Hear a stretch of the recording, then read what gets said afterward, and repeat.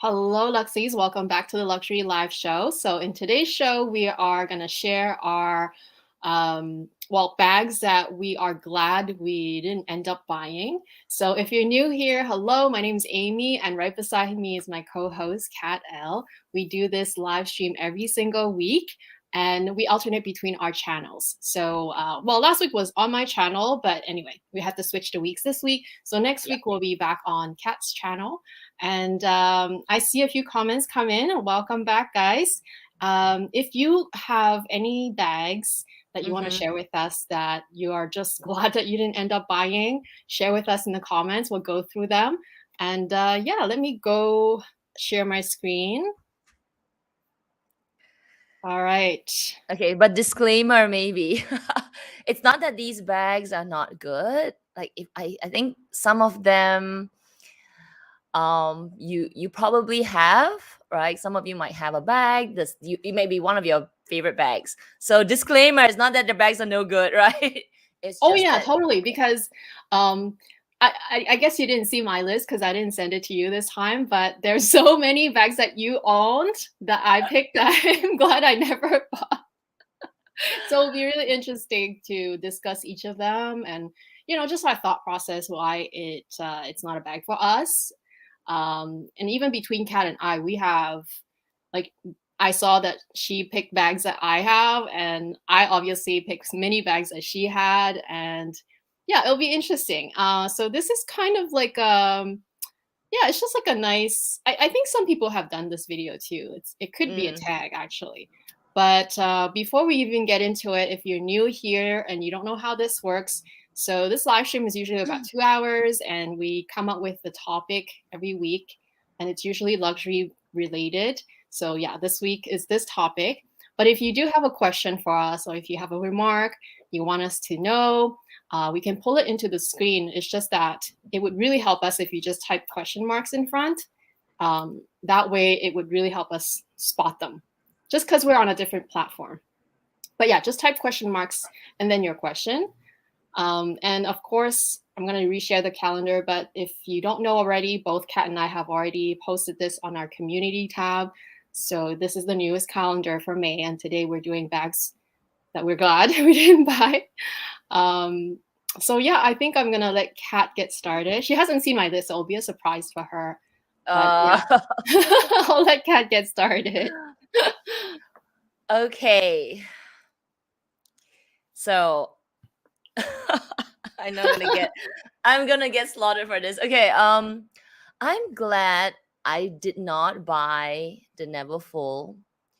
It's I think after almost 15 years of thinking I needed this in my collection, I feel like this year I really sort of come into the realization that this is not the bag for me. I think if you go to the next slide, I've got a couple of pictures more.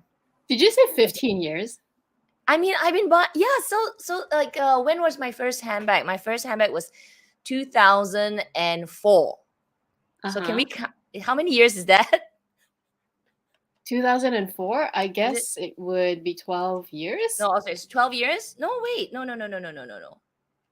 Oh wait, you said 2004? Yeah, so that's I've been Oh, buying bags for 22 over years. 18 years. So my first bag was. Oh, 18. I can't do I it. know we cannot count backwards anymore, can we? So I was like, oh, 15 years sounds like a long time, but it is because I bought my Speedy in 20 when I first started working. So that was around 2004. And I got a Speedy. Later, I got a Palermo. But I knew that this was sort of the iconic bag. Everyone had a Neverfull, or it's part of the classic pieces. So I tried the first bag. So obviously the most iconic, which is the classic. But it just didn't I just didn't fall head over heels over it, as when compared to having a Speedy where I held it in my hand. I was like, oh my gosh, it's so cute. It's so like boxy and round, and I don't know, it's just something that I really liked. But when I wore this, I thought, maybe I'm not a tote bag girl. So that was like kind of going through my head. I don't need a bag. But then I got a garden party, which I actually really like.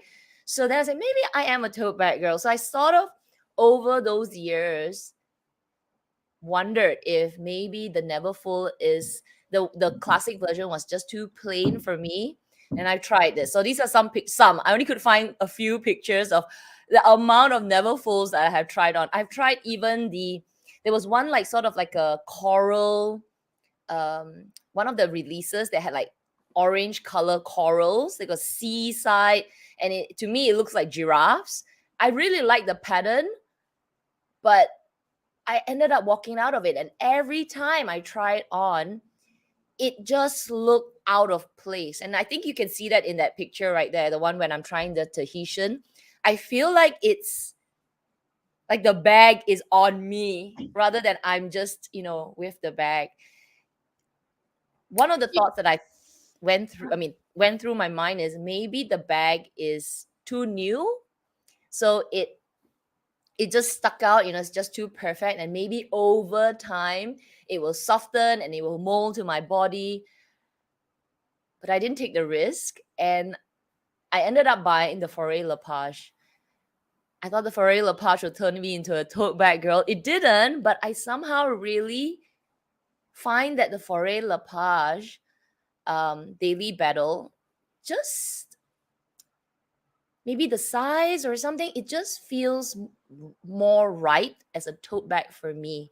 So it's one bag that I have been on the hunt for, like searching. I'm talking about the Neverfull, but I think it's that's it. I'm glad I didn't get it. I think if I have it in my collection today, it would not be used very much. Maybe it will be out of my collection already by now. So I know it's a very popular bag. I'm so sorry, but I'm glad I didn't buy it. Actually, I really like this bag on you. The picture where you're trying it on. I really like it on you. I think it's maybe you find it too square when you not trying it on, but I think you're right about it has to soften up and the canvas has to sort of like kind of almost get more mushy. And it takes a lot of time because mine is still really good. Even the Vachetta one is still really structured and I kind of like it like that. I feel like when I'm wearing this bag, so obviously I do own this bag. When I do wear this bag, I tend to toss it behind me. And yeah, so I guess I do own this bag, and I didn't realize it was out for this long. Was it out already since 2002?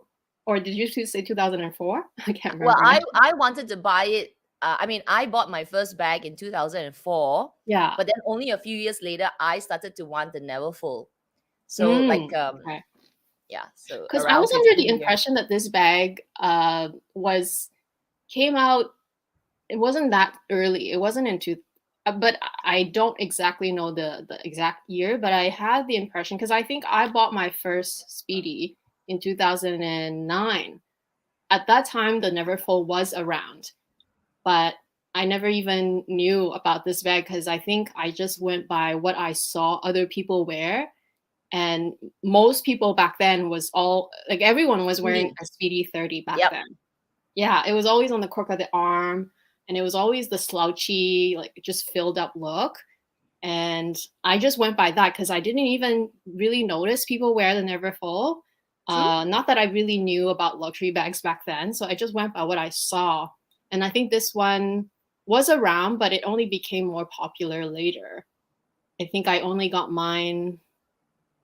Yeah, I think I got mine in 2015. It was much, much, much later. I think YouTube made it quite popular. Right. So YouTube was 2009? Okay. 9? Yeah. Like people will talk about this. Like then you're like, oh, Neverfull. Yeah, Neverfull. So I know it's shortly after because I got my Speedy in 2004 towards the end. And then shortly after that, I got my Palermo, which maybe was around 2006, I believe. So this was just after. So this was the beginning, I think. Oh, okay. So yeah, all right. Yeah. So our timing's right. Okay, I think if we go to court, we can like sort of work it out. All right. So I'm gonna pull this. The Neverfull came out in 2007. So yeah, it's around that time where it started to become popular. So then when YouTube came out, and then you get all these people just talking about it. So I remember I was like, oh, what is this Neverfull? Oh, then the journey began. The journey for the hunt for the perfect Neverfull. I see. Well, the thing is, I didn't watch YouTube so early. I really only started watching YouTube around 2012. It's kind of like I didn't really watch YouTube. I knew it existed, and I didn't go by what other people were wearing more. So, I mean, I did, but I kind of really more so saw just like on the street, not so much on magazines, and not even so much on It's well, back then whatever magazines. social Yeah, it's media. magazines. It's the other one before YouTube. You know, there's another one. Man, Before are we that YouTube? old? Yeah, before YouTube was actually the really popular platform to share things. There was another platform. I have no idea. Which one? We're so old. I mean, maybe maybe I know, but I don't know. There's another one. Something like MySpace. Oh, I think some people were on MySpace, yeah. But I wasn't so submerged in the internet back then yet. Plus, a lot of people actually didn't really like. They may have had internet, but then it's dial up, right? It's so slow. Like I wasn't even really on internet. I think the most I did was chat, which was ICQ. That was one of the earliest chat messenger back then that I used. I think that was one of the earliest one. Yeah, that's it. And then Hotmail was my first email. Anyway, why are we talking about that? So, but anyway, yeah, this is a long time to search. So I've tried so many. I wish in the early days we don't take photos of it, right? No, you don't. what I photo? don't. We didn't have smartphones. I remember trying the which size? No, I can't remember which size, but I know tried the original one, like the GM? Was it the GM? I don't know the sizes. I don't know the names that time. Just tried on the size, and it didn't suit me. And then after that, so instead of buying those bags, I bought another Speedy, which was the Mini Lin. It was like a denim type of Speedy. So obviously my journey wasn't like, so like today you buy a little bit more often, but it just felt like the next bag for me was that Mini Lin. I don't have it now anymore. It was a smaller LVs, very tiny LVs, and it was black, and it's like denim. They don't make it anymore. So yeah, I just every time I would see it, I'll be like, and then when I would see this bag together with, say, a Speedy in a limited edition, I was always drawn to the limited edition version of the Speedy. I would try this, but be like, no. Oh, okay. So maybe deep down you were still more top handle even back then. Maybe, yeah. I'm not really realizing it. Yeah, because this is really more for me. It's not my I keep saying it's not my everyday bag. It really is my occasional bag because this is something that I just use when I need to throw things in without thinking. It's more like a utility bag, but it's just luxury. And to be honest, it's not the most. I mean, it's practical, but it's also, there are thin straps. Some people don't like that, and it's not adjustable like your Forêt Le Page. And it's just one of those things where I feel like it got popular. It does look good though. It looks good. It got popular, and you kind of just either love it or you don't love it. I think that's what it is. Okay, moving on. Okay, so this is quite new. So I went for something older and then something newer. So this is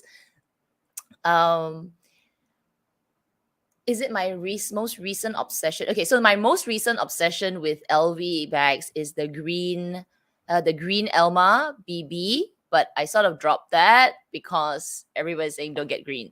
This was just before that. So I am on a hunt for a work bag, right? And no, sorry, at that time I was on a hunt for a work bag, and this just seemed like a good size. And then I tried it in store, and I sort of fell in love with the softness of the bag. It was so luxurious. And actually, the chain on this bag made it look so good. And I actually looked really good in it. Did I put a picture? I can't recall if I did. I didn't find the picture where I was actually wearing it. I was like, oh my gosh, I love the sporty strap. I love the compartment that actually you could fit a bit more. But I'm glad I didn't buy it for two reasons. Firstly, it's very expensive. It really held me back. Before this is the latest price. So when I was obsessing over it, it was 5,000, five something, but it was above 5,000, and it's a lot of money for this bag. So glad I didn't spend that money on this. The second thing is, I'm glad I didn't get this bag because it doesn't hold up as well over time. And I had the opportunity to see a more well-used version of this in store. So the first time I saw it was in Malaysia at KLCC. No, sorry, not KLCC. What's that area? Bukit Bintang area. Forgot the name. Star Hills, the mall Star Hill. And they had a new piece coming out from the box, and he let me try it. I say, let me try it. I was like, oh my gosh, it's beautiful. This leather was smooth, luxurious. The chain was everything was just like, wow. I fell in love with the bag, that I obsessed over it. I didn't buy it because in Malaysia, surprisingly, it was more expensive. So I told myself, okay, I think I'm going to get this, but I'm going to give it one more try. So when I came back to Singapore, before this price increase, I tried it in store. And instead of bringing out a new piece for me, which, maybe blessing in disguise, the SA actually took down a piece from the shelf and passed it to me to try. And I was like a little bit taken aback because the leather was so wrinkly. It looked like the skin on my elbow. I was like, is that how it's gonna look like over time? The essay said that, oh, it's the softening of the leather, it's like a very well-worn, very, very well-used couch. You sit on it, it gets, used over time, but that's okay. That's how lambskin is supposed to be. But the thing that went through my head is, what if in the future I need to sell it, or, things like that, even though I know I'm not supposed to buy to sell, but what if, right? What if? And because it was so expensive, I actually said, no, I don't think I'm going to risk having a bag that is so expensive. I know I'm going to be wearing it cross-body a lot. I know I'm going to be using it so much. It's going to be maybe a traveling bag for me as well. But to see it so well used, I'm kind of glad that I didn't make the leap of faith to buy the bag. I think I have to agree with you for not going for this. I think at first when you shared that you were, because you shared with me that you were like obsessed about this bag, and I'm like, really? I was like, why? I know. And first of all, I didn't even really know the price, but then especially after seeing the price, I was like, okay, I guess you love it that much. But I'm glad you didn't. And again, if you own this bag, totally fine.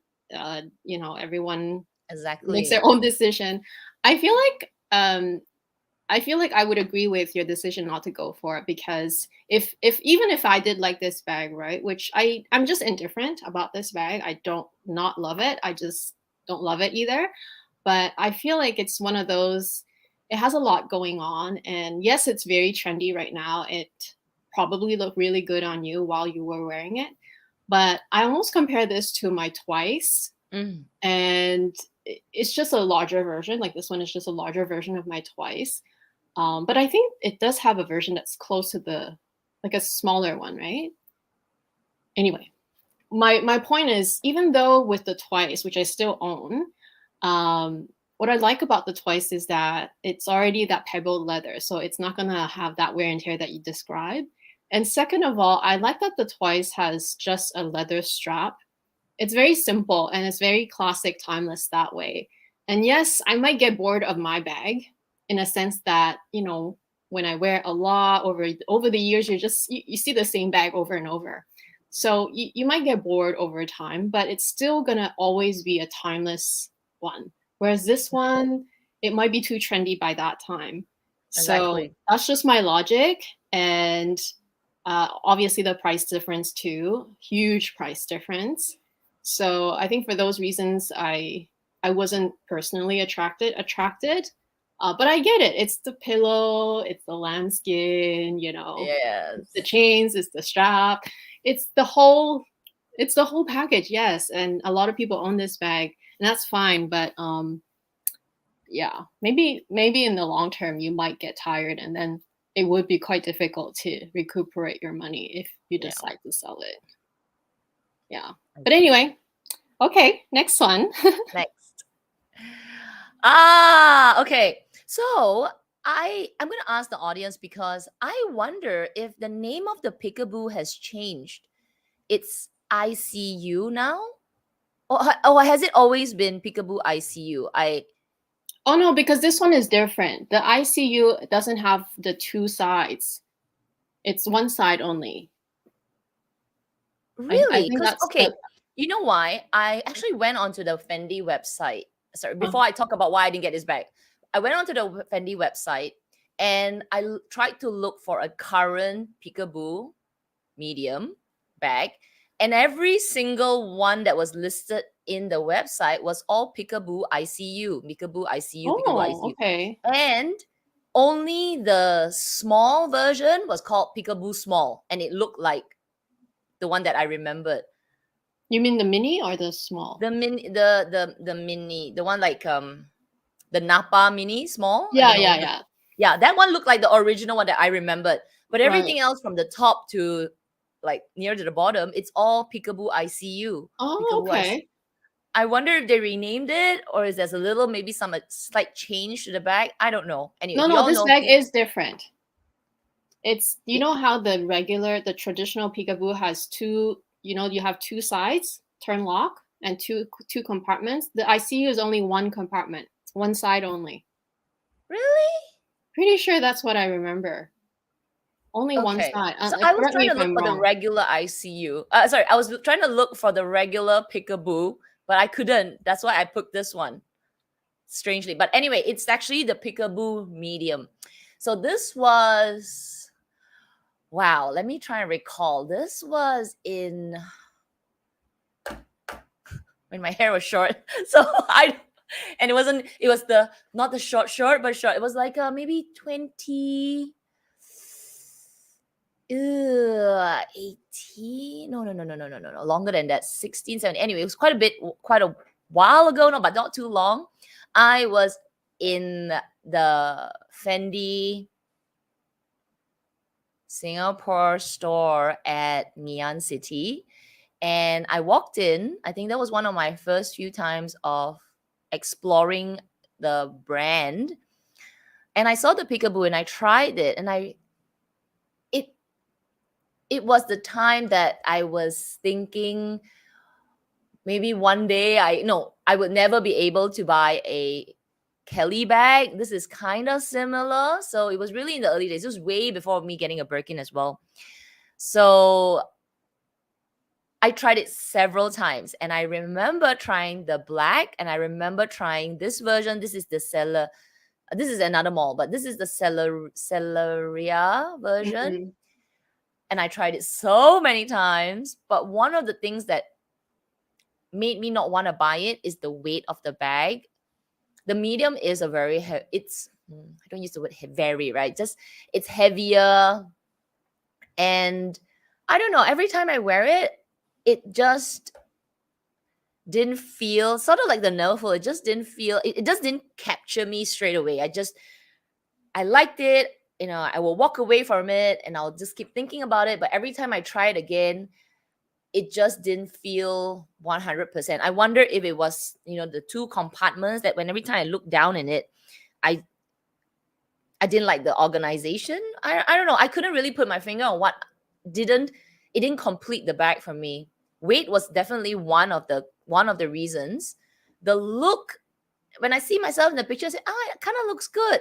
But when I try it on and I'm actually in store wearing it, when I see myself like in the mirror, it didn't feel right. It just felt maybe too prim, too proper, too business. I don't know. So yeah, I'm glad I didn't get it, because I think fast forward to today, which is not that long ago, about 5 years, right? I think I would have sold it and made a huge loss on it. So funny story, I was with my boss when I was the one who brought her to the store. I was like, oh my gosh, I really like this bag. Can you see it for me? She ended up buying it. And I think I've shared her bag before on here. And I ended up, she wants to sell it. She never used it.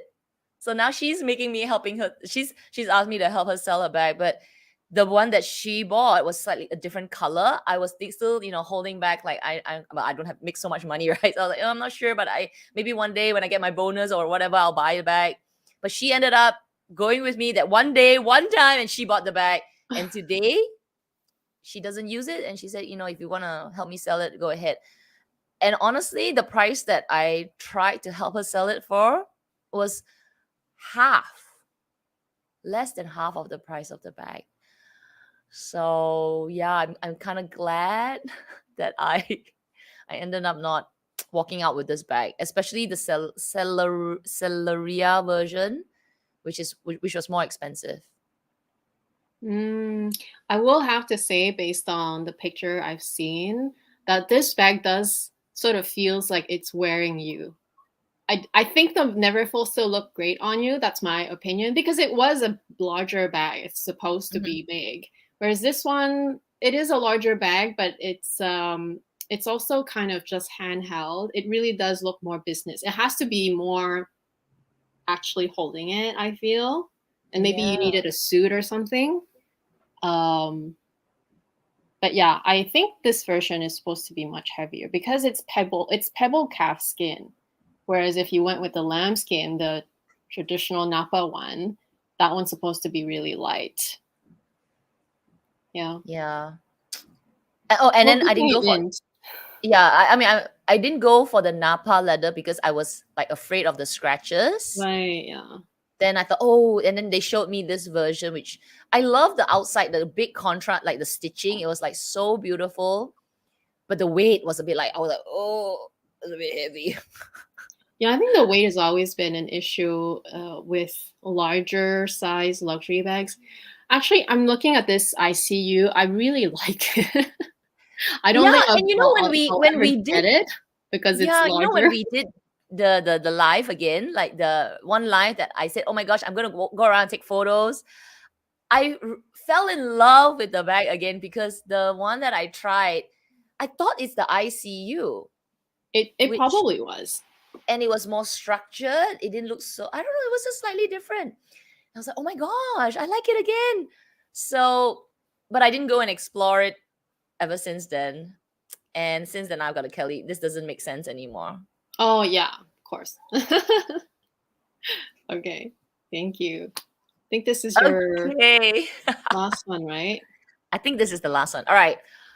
Also from Fendi, this was during my craze on multicolor bags, and I was also in a phase of I want different bags. I just want different bags from everyone else, and this really caught my eye. I think, okay, I might be wrong, but I think this was just after we did the live with Gina. Oh. And she shared a Fendi very multicolored bag. So shortly after that, I also just, still exploring Fendi shops. And they had this on display, and I was like, oh my gosh, they have this. So I picked it up, I tried it. Obviously, this is the kind of velvet. It's actually, I don't know what's this material, right? This velvety thing that's coming out. And I remember the girl telling me about, oh, they used to make this kind of multicolor bag. So, and I remember saying, oh yeah, I remember seeing one, which is a multicolor, so it looked like a Speedy. Oh my gosh, I obsessed over this bag so many times. It probably just, took over me for a month, for at least a month and a half. I think I went to the store multiple times to try it. What held me back, and I'm glad I didn't buy it. Firstly, this is so not practical. Not practical for Singapore weather or even Malaysia weather, because this fur thing, if it gets wet, I don't know how it's gonna be taken care of. On top of that, if it gets not snagged, but if you start losing bits of it, it cannot be repaired. So if, let's say, I scraped it and a bit of the fur on some of the Fs comes out, cannot be repaired. And I think I was just, enamored by the look, but I can't recall the price. I really cannot. But I'm glad I didn't buy it, just because I wanted a different bag in my collection. I wanted something special, something different. But luckily, the logical cat just said, okay, no, you don't need this kind of fancy, Instagrammable bag, and rather be more practical. So yeah, I'm glad I didn't get this. Well, I'm glad you didn't either. I owned a version of this, not this one. I owned the same size, but the scallop version in the smooth leather. And I think I shared so many times on my channel that it was like every year I shared that it was my least used bag. It's so sad because it's very pretty, and it's, like you said, it's very prim and proper. It does have a long shoulder strap as well, which you would think, oh, it's going to make it so much more practical because it has a long shoulder strap. Not really, because it's so prim and proper, and especially the scallop version is more girly too. So it's just hard to explain, really. It's more maybe the style didn't really go with everyday dressing. You had to really be dressing a certain way, which is not practical that way. I think for me, it's the bag itself is practical, as in that it fit a lot of things and it was easy to open and close. That is practical, but it's not practical from the point of view of how to style it, like with your outfits. It had to be really, I think when I styled it in my video, I had a suit or I had a nice dress. It had to be so kind of polished, and it's hard when the trend is being more kind of casual, and especially now it's so casual because a lot of people are still working from home or staying home. So yeah, I think there was a phase where the can-I was definitely Yeah, very it was that popular. phase. It's popular. It's that top handle kind of briefcase looking bag. One more thing that I suddenly recalled that made me doubt the bag is the amount of little, like, if you see the top handle at the side there, they had a lot of, like, loops and hoops and like It's things. for the I think this charm. is, it's for the charms, right? And to me, that I remember saying that, wow, so many of these like dangly bits, right? Which and I get the idea, like, oh, you could hang the strap here if you want. You could hang this here. You could hang that here. But I think it was in the initial time where Fendi was trying to make a lot of their bags just very multifunctional, very personal. You can personalize it the way you want. This one just seemed a bit rough for me. Because today they still do this, right? They make, like, you could add a clip here, but I find that it's more refined today, the way the hoops are, the loops are, everything that's dangling out, because this one just sticks out, everything like at the corner there. So I did wonder about, wow, there's so many like holes everywhere, like extra hardware, right? For things that I know I would never use. Because I'm not gonna dang. You could give That me two never bothered me though. To me, that yeah, was I did okay. wonder about it. I was like, oh, I'm not gonna Mm, use that extra loop for a charm, so it's just excess. I see. Okay. Yeah, that definitely never bothered me. It bothered me the most that I didn't wear my bag very often. So it was kind of a waste to not use it and let it sit because it was so pretty, right? Um, Mm, I think at the end of the day, we're also not only just conscious about resale value, which of course we talk about. You guys like to talk about it all the time, so we talk about it, but also the fact that the bag has to really suit how you are too. And that has not only to do with the environment you're in, but also just how you dress and how you tend to get in and out of your bags. So, okay, thank you, Kat. yeah. Yeah, those are good ones. I definitely owned at least two of those bags that you mentioned. Okay. Oh no, you have another one. Oh yeah, I forgot There's about this another one. one. Okay. This was a short exploration of a different brand. So I feel like it's the same, roughly the same time. The hairstyles are about the same. Where I think I saw someone maybe on YouTube share this bag, and I was like, oh my gosh, the chain is beautiful. So I had a slight short obsession on this Bulgari Serpentine bag. I was gonna get it, I think for my birthday. I was close to buying it.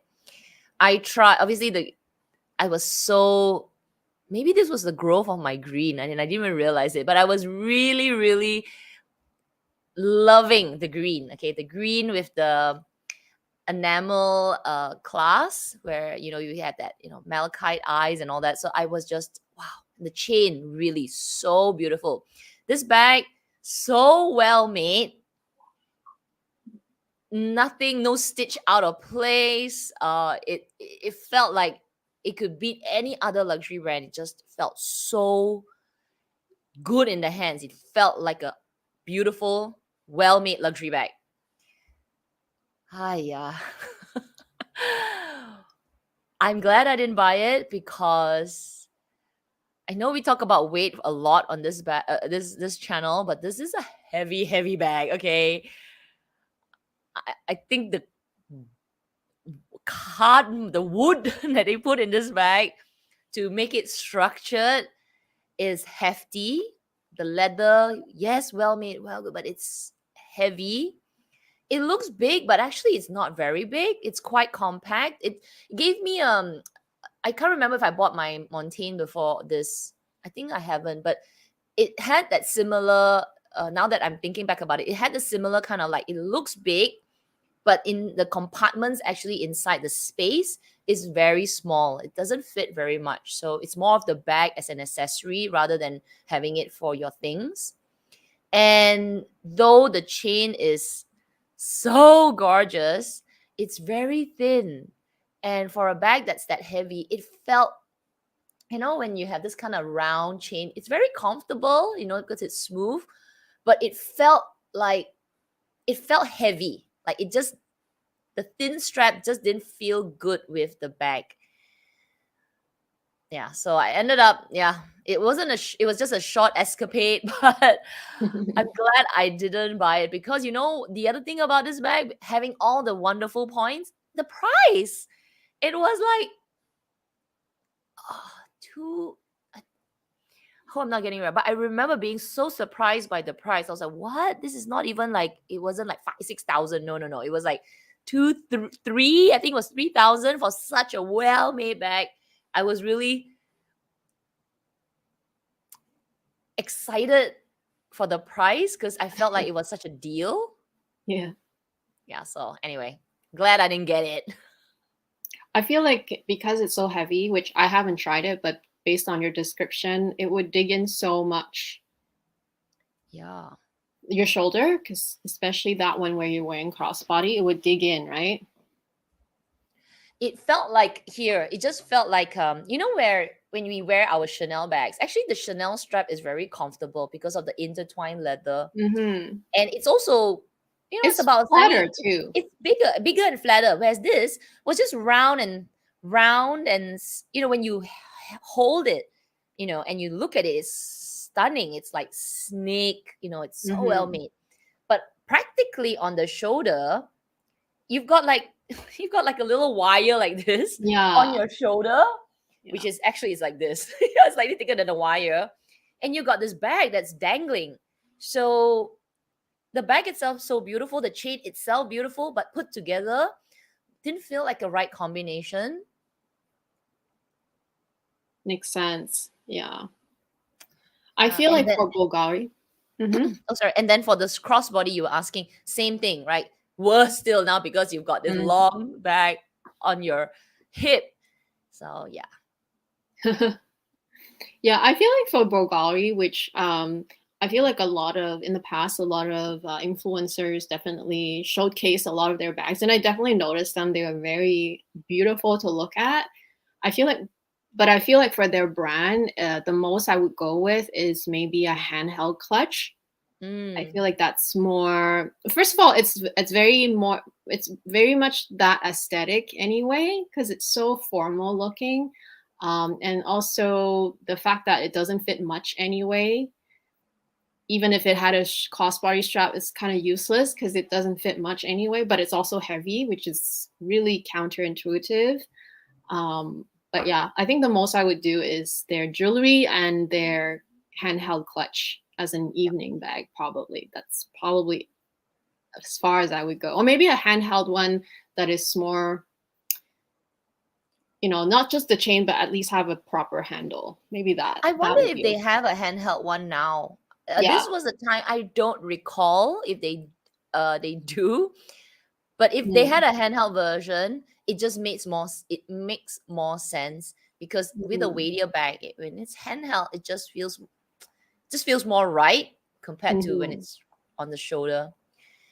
So yeah, I was despite it. I'm glad I didn't get it. So if you guys own any of these bags, let us know. By the way, you should take out this denim dress again. It's so cute. I'm looking at a denim dress online. Oh, yeah. I still have it. It's cute, you should wear it. It's really cute. I'm looking at a different one, but it's, when I saw this, I was like, oh, makes me want to buy that dress I'm looking at. Okay, thank you, Kat. So it's interesting that your list, because you shared your list with me after I had already done my slides, and I was surprised that we hadn't chosen anything that was the same at all, which is pretty amazing. So I'll share my picks. So this one is the Louis Vuitton Cappuccino. I actually chose quite a few bags from LV. Clearly, I loved LV for a long time. Therefore, there was a lot of bags that I considered, but didn't always end up buying. And this is definitely one of them because I think it's still a very, very popular bag. And I think for a good reason, because it's supposed to be their sort of classic, their flagship, right? And I think ever since its debut, I think it only came in maybe is it medium size at first, small, medium? And then eventually they came out with the mini, which I did try, but even with the mini, I felt like it was so heavy. And it's one of those things where heavy means quality, but it's one thing to be heavy quality and the other to use it and just feel like you're bringing a brick all the time. Because I remembered it was heavy even when there was nothing in it. And so I just kept asking myself, I'm like, am I gonna wear this? Because it's so pretty and I loved holding it and it looked good. I wish I had pictures of me trying it on, but it just was one of those things where I'm like, the price was high. It just felt very, very heavy. And even with the mini size, which didn't fit the most, granted, I love mini bags. Yes, I do. But it's just one of those things where the scale just didn't balance. And so I kind of never bought it. I always looked at everyone else buying this bag, but I never bought it myself. I'm glad that I didn't. In the end, it's a bag that I'm just gonna admire from other people afar. But yeah, I guess it's just never meant to be with me. Never, ever. I think you also like this bag. For a while. So I'm glad you mentioned this because the ones that I showed was more where I did a little bit more effort to try it out. Whereas for this, I would see it in store and essays would say, oh, this is, have you tried our bag? This is very iconic, and I think you look good at it. And maybe the few times that I've gone in, maybe I was in my work clothes. So this seems like more appropriate, very formal, very business, woman boss kind of look bag. But like you, what struck me was the weight of the bag. I'm like, oh, so heavy. Yeah. I can't. And then they'll show the smaller one. And again, yes, the smaller one is lighter, but it's still heavy. I think, we keep talking about heavy bags. It's because our lives are practical. It's when we use a bag that's too heavy, and even before we put our things inside, it's a valid concern, right? It's not practical anymore. If you're gonna wear it on your shoulder, and like for me and many of us in here in Singapore, we do a lot of walking. Oh my gosh! So when a bag is heavy, it is a real like deterrent. Like, no, I just not interested. So even I saw the smaller version. I think that time was just the bigger one, and then the one size down. I don't remember the name, whether it's small or petite or PM. But anyway, one size down. That was heavy. The price then was considered high. Yes. Then, right, it was like it started at 4 something. I think it may have been even more. Was it more? I'm pretty sure I always like thought about, 4, 9, I need 4. to. It was high. It was high. It was very high because I always, in my head, I was thinking, oh, I'll wait till I go to France to buy it. Because like in my head, I was like, oh, it's not worth it here. It's so much, like you can save $1,000 buying it in France. That was my thought process back then. I always thought so expensive. And that is, keep in mind, Chanel bags are not inexpensive, but just the fact that an LV, well, although flagship bag, it's that expensive too, just kind of didn't make sense to me at all. Not at that time, not even now, but right. And they said things like, I remember an essay was like, telling that LV is making more leather bags, and this was yes. some Tourillion bags. Like the leather was like, it's really good, like high quality. If I'm not I didn't really. I wonder whether she was trying to make like a reference to Hermes, like it's really good quality, leather. Probably that's how I didn't make the connection. But now that I think back about it, I do wonder if they was trying to say like, it's really good, leather. And it was the beginning of LV's event, where more and more leather bags was coming out as well, right? Yes, for sure. But anyway, yeah, glad you brought this up. It was never on my like radar per se, but I've tried it and it was always like, nah, God, it's heavy. Oh, really? I did consider it like at least serious enough that I was always thinking about it. And at one point I was even thinking, oh, maybe I should just try to get it pre-loved like some people did. But even then it just no, the weight, first of all, and also this style is also one of those where you have to be more prim and proper dressing. I would say even the cocoa handle, which is still very girly, is even more versatile than this one, in my opinion anyway. I feel like Chanel bags, there's an element of tomboy still that you can still pull off a more casual, masculine, not masculine necessarily, but more kind of casual look. Because this one, it couldn't. So in the end, it was like, nope, drop it. Never got it. So yeah, I was glad that I never got this one. Another LV bag that this one also was one of those very serious one that I was considering. And in fact, yeah, I tried it on. I tried this on, and just like this model, even though I'm not as thin as this model, but just like this model, the first thought that I had back then, I was like, oh my God, it like covered my whole chest, like my whole front of my body. It's like I'm wearing a backpack in front. I'm like, no, this looks ridiculous. I did not like it. And I just scratched it back then, right at that time. the moment I was able to try one on, because it was one of those very popular. Everyone was raving about it when it came out, and it was popular for a while.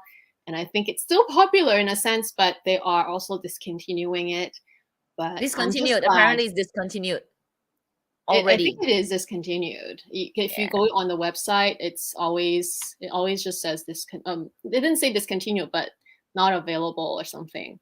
On the Canadian site, it's not even searchable, but I found this on the Mm. US site. Um, but yeah, for me, I obsessed about it. And then one day I was able to try it, and I was like, this is ridiculous. No, no, no. This is the other opposite of other opposite of feminine and proper. This is like way too casual, and almost the name says it all. It looks like a bum. That's I know you own this bag. I'll let you I'll let you give your explanation, but like for me, I was just like, no, this is not me. Totally did not was not representative of how I wanted to look like. I thought it could be cool, but no, it didn't work. Too bulbous. It was too bulbous. Yes, it is bulbous. But okay, so this is a look that I personally really like. Mm. And I think it's that sportier, really cool. Oh my gosh, look at this big bag that's in front of me. I thought really fun, like, cause like wow, bum bag, and it had the compartments that just worked. So you had the front pocket, the back pocket, and this huge like croissant size bag. But I sold it because not because the bag's no good, nothing to do with that. The bag is fat. Like for me, I think it's fabulous. If you can rock this bag, you would rock this bag. You would look like, wow, look at me. And if you're traveling, I don't know, traveling, I hold my reservations for this because it is like a huge look at me. Look at my fancy LV bag. And we have a question on traveling. We can pull that out later. I feel like it's not safe, though. If you think about it, a bum bag It's does very make hard sense. to open this bag, I find. It is a little tricky. So that little lip over the zip, just like the Palm Springs mini backpack. I think a lot of people had that issue. With this, you have a little bit of issue. You gotta flip the lip to And open. I But hate that. I yeah, and don't you hate like that. the fact that you have to flip it because it feels like you're gonna break it one day. True. I think over time it might like really Mm. damage the canvas. But you sort of, I think there is you get a hang of it. Your fingers maneuver almost Mm. naturally when you open and close. But I ended up selling it because there's a lot of vaqueta on the strap, and I wore it once on a sweaty. I wore it a few times, but I wore it once on a sweaty day with a tank top like this across, and it was like sleeveless across. Oh my gosh, I was sweating at the where the vaquero was touching my body. I was like, oh my god, this is not good. If I really, really sweat a lot, that whole inner part is gonna be so nasty. So no, no. Yeah. Well, that part I didn't think that far because obviously I didn't own the bag, but and I wasn't so scared of Vachetta either. Actually, now I just reminded why the other reason why I didn't like it is not only just like crossbody like that. I was like thinking, well, this is supposed to be a waist bag, right? So if it worked on the waist, also I would have maybe I would have just kept it, but actually yeah. So I was able to buy it one time because it came up online, so that's how I was able to try it. So while I tried it on my waist, I was like, okay, now I know for sure it's like not for me because it just I don't know what it is. And like I said, I'm not skinny like her, but I'm not big either. And I just felt like this bag made me look pregnant or something. It just was so incredibly unattractive. And also, even I remember at the time, even the smallest setting was too big for my hips because my hips are quite narrow. So I was like, okay, it doesn't work as a bum bag. It doesn't work as a crossbody bag. I didn't like the fact that I had to flip the lip to open it. I'm like, there's just so many like cons that I just sent it back right away. I'm so glad I never got it. And yeah. the thing is, it looks so cool on everyone else. I just didn't get it. I couldn't pull it off. I think I'm not cool enough for this bag. That was the problem, probably. It's like, yeah. Anyway, so I'm sure some of you do own this. Do you still use yours? Because this would be handy for traveling. It will, yeah. Okay, so up next, this is a bag that we discussed not too long ago. We were talking about new releases, and I was saying how I thought this was so, like it really was attracting me. So anyway, eventually I had a chance to try it as well. And I still think it's cute. I really do. But I'm glad that this bag was never available. And then when I was able to try it, I realized a few things. So while I still think it's cute and it's really up my alley in terms of cuteness, I think it's pretty versatile as a style. Like it can be worn casually as well as more dressy. And it's on the smaller side, but I feel like it's too small because you would think it's big because the size didn't look too small, except that I started putting things in it and I'm like, wait a minute, how come it fits less than my Nano Speedy? I'm like, I think my Nano Speedy fit way more than this. And it's because those sides, who's texting me? Those sides on each side where it's pointy, it doesn't fit anything. Technically, it can fit Oh, yeah. things, but it will always slide towards the middle. So all your things would still be kind of at an angle and not really, it's not really in order. And also, if you have a chance to try this bag, the inside compartment is really much smaller than the bag itself. Like you look at the bag from the outside, it looks big, but the compartment inside is very narrow and also rounded, of course.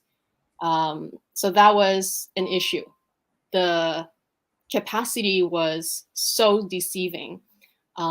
Second of all, that zipper where it curves, that I always thought that maybe it would be an issue. I think it would be an issue for me over the long term. I will get annoyed at it because yes, I can take my time to open and close my bag and just be accepting of it. But I think if I really wanted to use my bag, I will get annoyed at it. And therefore I may, if I had bought it, I may be one of those people who will be like, oh, I don't want to deal with that. So I will never kind of reach for it. So while I think it's so cute and it's so well made, actually, this bag is probably, I think LV is doing a really great job now. They're doing it, with the craftsmanship that you expect them of. And I feel like everything felt well made and everything, but it just wasn't it. The fact that it fit less than my Nano Speedy, which is already quite small, that was a deal breaker for me. Yeah. This is a cute bag. I had a chance to try it, like just a short try in the store. And totally, it's real, looks big, fits practically nothing. Yeah. But I really agree, this is a very well made bag. The chain was nice, the zip was smooth, had a microfiber lining. I love the strap that you could wear it on the shoulder. You can extend it, you can make it crossbody, and it's a fun little bag. It's one of those yeah, if you had a very classic collection already, but you wanted to add something fun, this is actually a good little fun bag. But yeah, it's kind of small. Yeah, I think kind of small.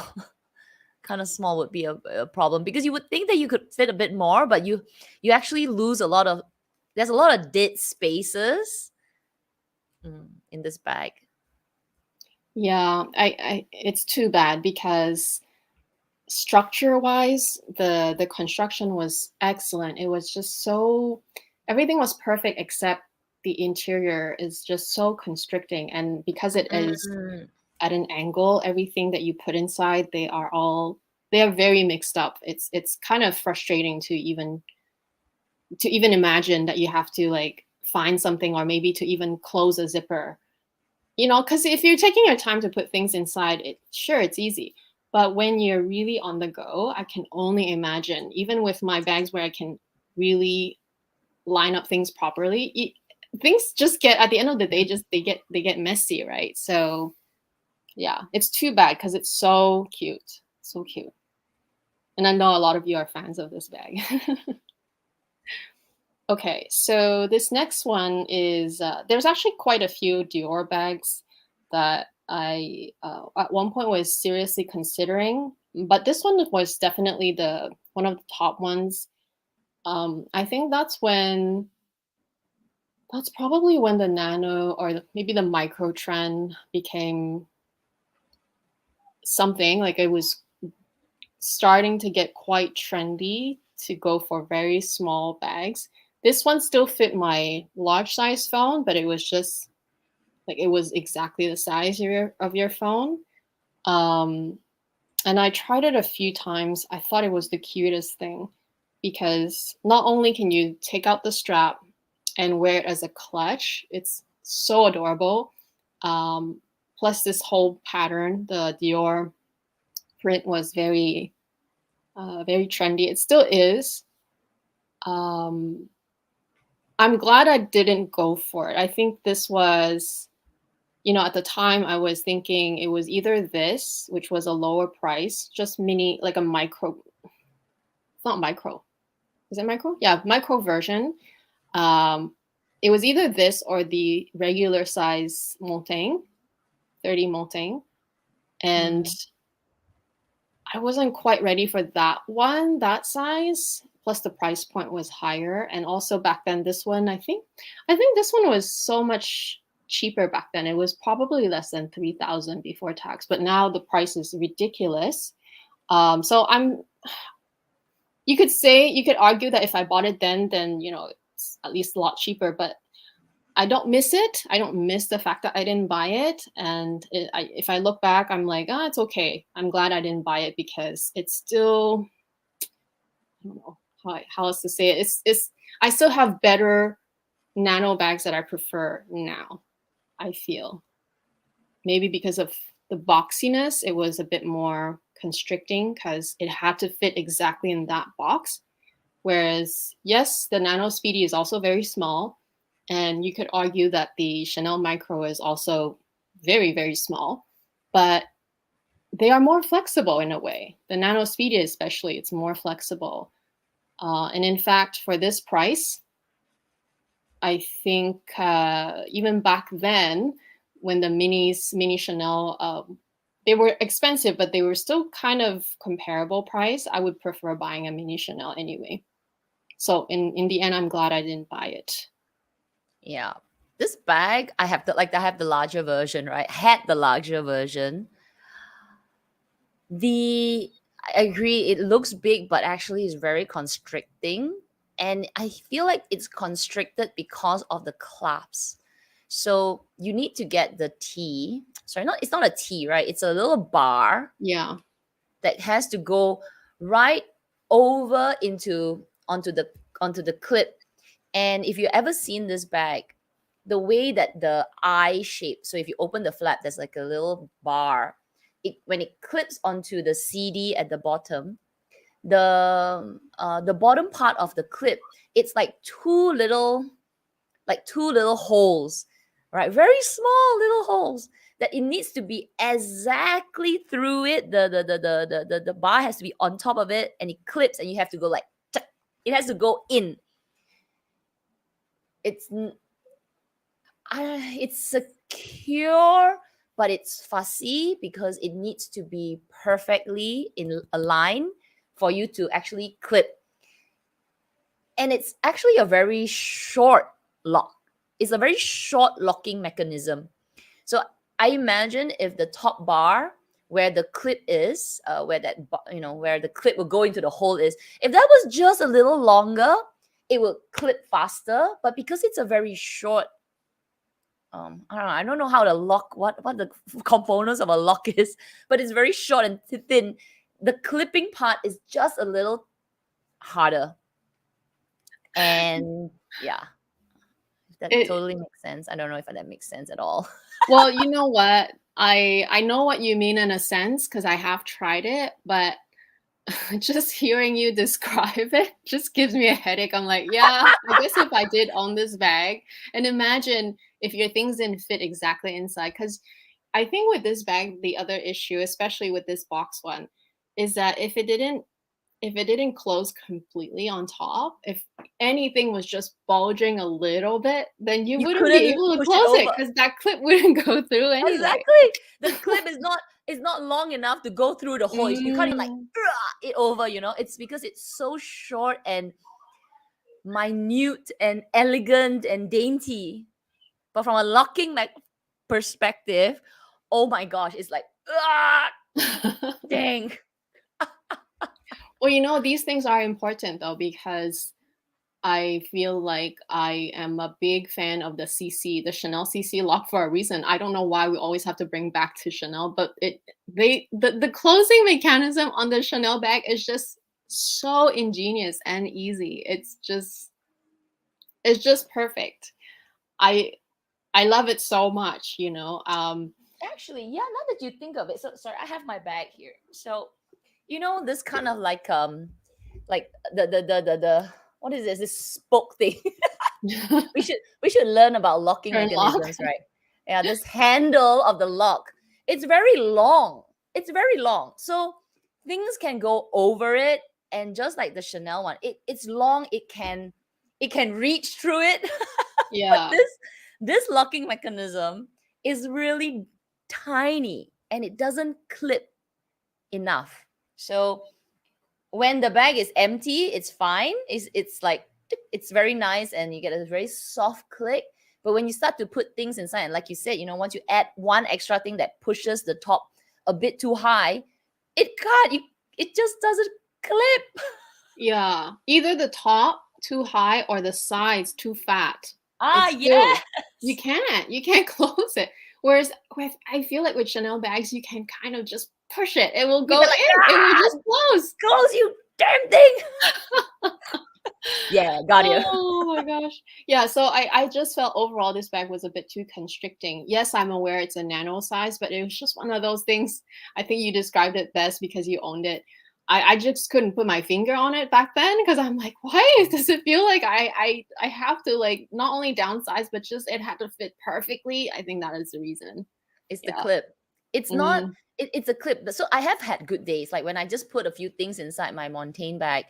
I feel like, oh wow, perfect. But the moment I go out, I buy a packet of tissue and I stuff it. I'm like, eh.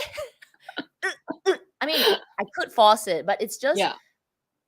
what did I add in my bag, or how did I rearrange my bag in such a way that it became like, wait, why am I fussing with the lock? You Right. do get a hang of it. I'm not saying it's always bad. You do get a hang of it, but it's just something that you go like, only you only realize it once you start using the bag. In Yeah. store, it's always perfect, right? Or they'll tell you, oh, just put a couple of things in your bag, it'll be fine. Because it can't be empty as well.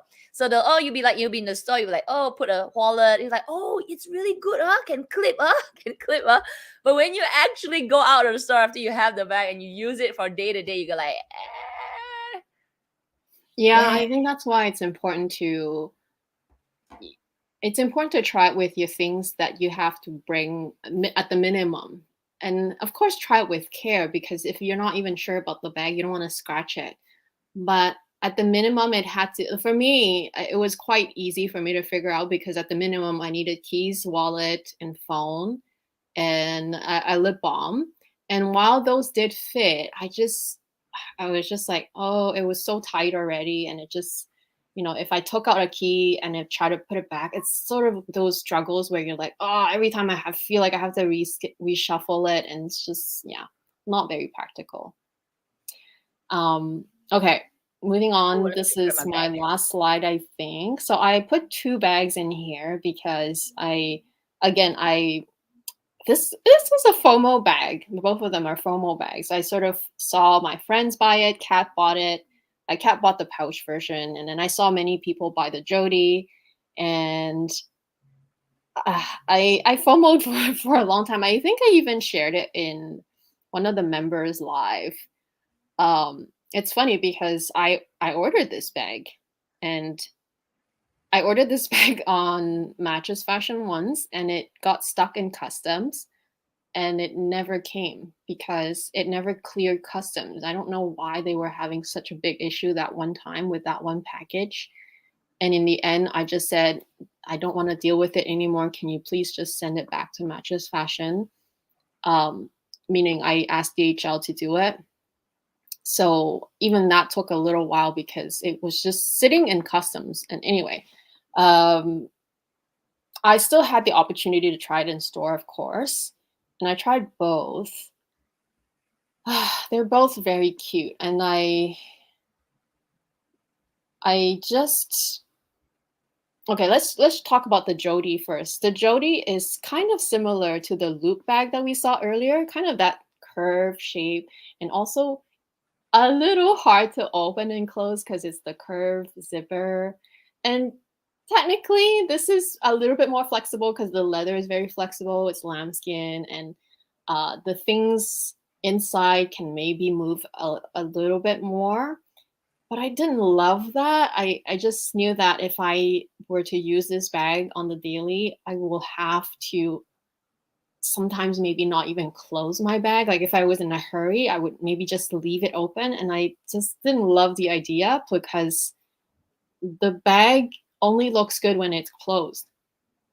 I was standing there in front of the mirror trying so with the essay there, like probably thinking that is this girl serious? She's serious about buying this. I kind of really was torn because I was so FOMOing about this bag. I think I tried it in kind of like that dark purple color in store. So I didn't take it home, obviously. And then with the pouch, the issue with the pouch that I found, tried it on the same day at the store. The issue is that I found the pouch to be even smaller than the Jody. And small is okay, but it's also that kind of small where it does fit your phone, depending on on the angle you put it in. But the moment you take it out, it's impossible to put it back because everything that you still have inside would have moved. And you have to find the exact angle, move your things around to fit your phone back. And I absolutely did not love that. Um, I'm just glad that I took my time to try it in the store that way and was able to figure out that while I'm FOMOing about this very trendy bag, and I think the price is still very good even today. I just knew it was I just knew it was not for me, even though they look very, very cute. I guess my other, the bright side is that I do have a lot of mini bags. In fact, I have maybe too many mini bags that I don't need extra mini bags. They are kind of just YouTube made me do it type of FOMO bags that I have been obsessed about. But I think thinking back, I am glad I didn't take them home. So I'm glad it never worked out with Matches Fashion. I'm glad I didn't take it home after I tried it with the store. And yeah, they still look so cute though. I'm like looking at the colors right now. I'm like, wow, they're so cute. The leather just was so soft and yeah. These are just like Instagram Yeah. YouTube bags. I have my Bottega and I like it. Would actually, you know what? We should do a video like a live called like "Will we buy it again?" Yeah, Something like sure. I think that would be interesting. Like my perspective on this Bottega bag for myself is that I'm not defending it, but honestly, if the price was higher, I wouldn't buy it. Right. It's a bag that has cycles. Like right now, I have other bags. I won't get rid of it because I love the color. Now, if it was any other color than my green that I got, I think I wouldn't be attracted to it. It's just a little curry puff, like a little puff like that. Yeah. Doesn't, like you said, no, doesn't fit a lot. It will put a lot of, you gotta play Tetris with it. Uh, if you were to get this bag, I would say get it only if you find that it's how to say this, it's like if you really appreciate this kind of weaving, this kind of leather, like I very drawn to it because I kind of like this kind of in Malay we call anyaman, kind of thing. Just reminds me of school, and it also gives me a bit of like my first Bottega bag, so I have that kind of connection to it. But is it like the best bag in the world? Honestly, no. Honestly, it is a kind of trendy bag, when the hype of Bottega, still hype-ish kind of now, but not as much. But people were getting not so much of the pouch, actually, more of the Jody, because that was the Instagrammable bag. Handheld, beautiful photos, golden hour, everybody's like holding their bag and really nice. Is it practical on a day-to-day basis? You don't have, bags, not all bags need to be practical. I think we have to be like a bit more, open-minded on that. But it's I feel like very occasional. Like, do you go out for drinks and coffee and stuff like that all the time? Then maybe this is that kind of, going out bag. But otherwise, So I think it was a good call that you didn't get this bag. Not the pouch one, the pouch for sure, because not the Jody for sure. I think this one you will not really get a lot of use out of it. And then the pouch, to me, compared to all your other bags, this doesn't stand out. I think that is you're probably right. I feel like if I were to get this, it had to be such a special color. First of all, it had to be so different. And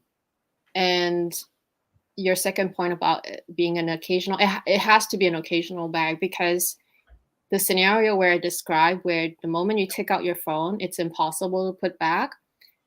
That doesn't happen with my Chanel bags, or even the Dior for that matter. It's those bags, even if you did take out your phone, yes, it'll take a 1 second to put your hand into slot to make that space to put your phone back, but it's easy. It's something that I'm able to do, and I'm used to it because it has more structure, right? When you have structure, things can line up very easily. You just have to shift it. This one is like you put your hand in, it just feels like they're still moving. I don't know how else to describe it. And you don't want to like keep scratching well, of course I was trying the store one, so you don't want to scratch the leather, and it just felt like, oh, I don't know, I was just being too delicate with it. I was kind of like, it was just turning me off that way. But who knows, because I am going to change my phone eventually. I want to make my phones even smaller than this phone eventually, because the Max phone nowadays is really thick and heavy. So maybe that will change would change for this bag. But yeah, it has to be something. So I don't even know what color would make me really want to get it, but red maybe. But I saw their red. I'm not crazy about it. Maybe it had to be a very like kind of lipstick red, but in a very like vibrant red, burgundy and bright red. I don't know how else to describe it. The color makes a difference. I think for this, like if you were to jump on a Bottega bag, I think the color would make a lot of sense. Like black is just, look at that. It's practical, but it's too simple. It's too even though black is always easy, like it's so easy to not get it dirty and stuff, but it's just boring. Yeah, it's boring. And what makes this bag special is the weaving. So on black, you can't see the specialness of this bag. Right. So if you were to get a Bottega bag, especially in this, you could get this like the no weaving version, and then it's just a pouch. So anyway, good thing you didn't get it. I think it would have sat on your, compared to all your other bags, this would have sat on the shelf, really. Yeah, I definitely think so. But that is why when I tried this, I tried it in kind of like a purplish magenta. That was the closest to a color that I liked. But but yeah, it didn't work out in the end. So I hope you guys enjoyed our sharing. Even though we only shared 5, I think we only shared 5 bags each. Yeah, 5 It bags. took a while. We have a lot actually. I think I have like quite a few more. So let us know if you enjoyed this. You enjoy our sharing. We can always do it again. Part 2, you mean? Oh, sure. We get enough yeses. We could always do a part 2. From Joe Overjoy. Yes, the Neverfull also is not a bag for me. I prefer the Guaya. Yes. There are many, you know what? I think I got my Neverfull because it's one of my earlier LV bags. I think that's why I got into it. Maybe if I had never gotten it, I would be like you guys, maybe gotten other totes instead. Yeah, most likely it would have been. But I think I said that once. I do think that the Neverfull for LV is one of their best bags in a sense that because they do canvas so well, and I know they have so many canvas bags, but when they do a canvas bag that's too structured, then it just doesn't fit with the theme so much. It just doesn't.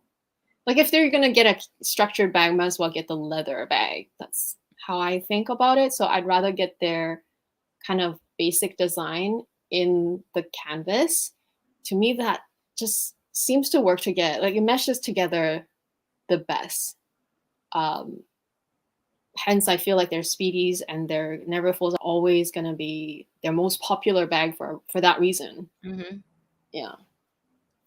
I'm in the chat from the bottom. I'm gonna pull one from Vivi. I think Bulgari bags are made beautifully compared to the bags from other luxury jewelry houses. What do you ladies think? Okay. Like Tiffany and Cartier Oh, makes some, right? I think I saw some Cartier bags. I think yeah, Bulgari is probably the best, probably. Not that I know very much about jewelry house bags. I would have to agree that Bulgari does it the best though. They're just so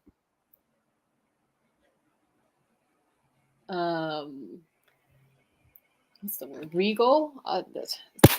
You feel like you are holding a jewelry version of your bag, of a bag. Does that make sense? it makes sense. It makes sense. Yeah, actually, I didn't even know Tiffany makes bags. They have a few. It's not very. They have a few. popular. Okay. Yeah. Then no, Bulgari. Is there any other luxury brand? Any other jewelry brand that makes bags? So Cartier just started to make bags. They look pretty okay. I've seen it with a big C at the front with Cartier. I think Bulgari. I think Bulgari is the best that I know of because there's no Bulgari there. In fact, they use the serpent. I think the class on that the serpent head class. It's like jewelry, right, as part of the bag. So beautiful. So I think it's one of the better ones. I'm still on top. Erica, I have the special edition Neverfull from last year. So easy to use for travel. Yeah, I think it's either for you or it's not for you. I think for KM, it's not for you. On the same boat as Kat. Always felt like I needed one. Caved last year. So glad I returned it. From Eileen. Plan to get the Forêt Lepage with zip in Paris to replace the Loewe zip tote. Oh my gosh, I had to pull this one from Erica. Erica, this one okay. Erica, I agree. I like the serpentine bag, but I don't like snakes. I can never get myself to buy it. So actually that did cross my mind. Like not that I don't like snakes, but I just, I don't have an affinity to snakes. I'm like, yeah, trying to find that connection a little bit. So I also one of the few reasons that I was like, nah, on top of the heavy, I was like, it's a snake, I don't mind snakes. I don't know why some people don't like snakes. I can maybe guess that it's, you feel like a snake is like they bite you and they're dangerous because they're pretty strong actually. But I don't think about that. I feel like they're such a mysterious animal and they taste good. I don't know. Have you eaten snakes? I have, but only in Hong Kong, because Well, I had my snakes before. uncle my uncle took us to have snake soup, and that was the first time Oh. that my husband and stepdaughter tried snake in their life. For me, it's not my first time, but it's sort of one of those things where you don't know until you taste it. It's actually really good, Does it taste like and unagi? but it's very hard to make it good. I think you're supposed to, I don't know, do something. But I also watch this show called Naked and Afraid, and they sometimes catch, a lot of times they catch snakes to eat. If it's right in front of them and they can catch it, that's their meal, right? And to me, I don't have that sort of like um negative feeling towards them. I just feel like they are pretty nice. They're actually really, like, if you look at a snake, they're so mysterious, and actually they're so nice. Some of them are Mm. so colorful and they camouflage and stuff like that. Of course they can be very dangerous, but um oh, and I think I remember one time I was in Australia, one of the zoos. Can't remember this which one. I think it's Featherdale. Anyway, Mm. I might butcher the name, and I think they either put it on my shoulder or maybe I was holding it. It was so heavy. It was one of Oh the yeah, is it a python? yeah, it's very heavy. I was like I was like and then of course when it started moving, I was like, I'm scared because I know how powerful they are, right? But obviously the ranger person, he was there. So scared as in like at that moment when it was moving, I was like, I got nervous. But otherwise, I think they're just so, yeah, they're just so mysterious and just so beautiful to look at. Hmm. I've never. Oh, I have held snakes during those, like you go for tours, and especially when you go Thailand, they like bring the yellow and white ones. I was so young that time. Okay. The yeah, I mean, yeah, the heavy. I mean, the whole They're the all whole muscle. snake is like muscle, like the boom. Yeah. You're like, oh my god! And then we start to like constrict, right? I start to like, oh, okay, I'm creeped out now. And also my maybe because my husband, his sign is snake, so I don't Ah, feel, okay, yeah, I don't feel makes bad sense. about snakes. And there's a lot of dragons and a few snakes in my family, so I always feel like it's normal. It's just a normal thing. I don't think about it negatively at all. That makes sense. Okay. So I'm on top and I see Miss Animali. I got my Neverfull back in 2004. So that's the beginning, right? Oh wait, 2004? I thought it came out in 2007, you said. I don't know. Probably have to check. Like, I'm sure it's longer. I feel like it's longer than 2007. I don't know. I don't know. Maybe it was a different Anyway, she design. says I use it a ton, but now I do feel like it's played out. Definitely a workhorse. Yeah. Yeah, mine is still going strong. You would think that vachetta, because it's not treated, that it would just break apart, but no, not at all. They're very strong, even though they're very thin. All right. Here's one. This is a travel question. Okay. Merle, let me pull this. Merle loves Lux. Travel question. I'm traveling from US to Ireland soon. I'm debating bringing my Speedy B25.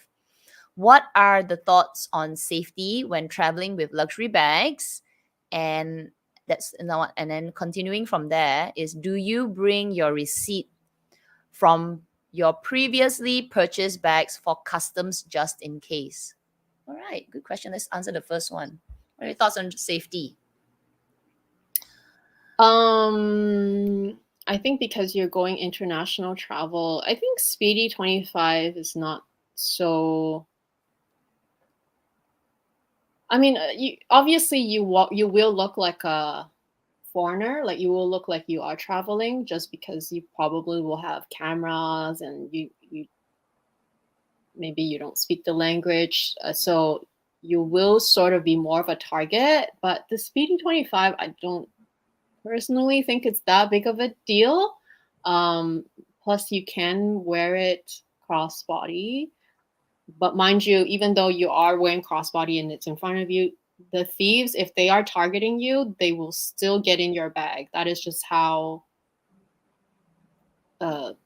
skilled they are. So